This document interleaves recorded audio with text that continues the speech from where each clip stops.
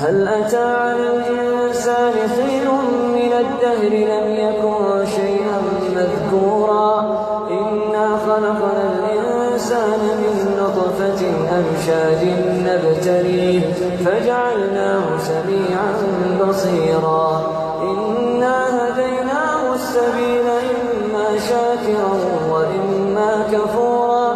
إنا أعتدنا للكافرين سلاسل وأغلالا وسعيرا إن الأبرار يشربون من كأس كان مزاجها كافورا عينا يشرب بها عباد الله يفجرونها تفجيرا يوفون بالنذر ويخافون يوما كان شره مستطيرا ويطعمون الطعام على حبه مسكينا ويتيما وأسيرا إنما نطعمكم لوجه الله لا نريد منكم جزاء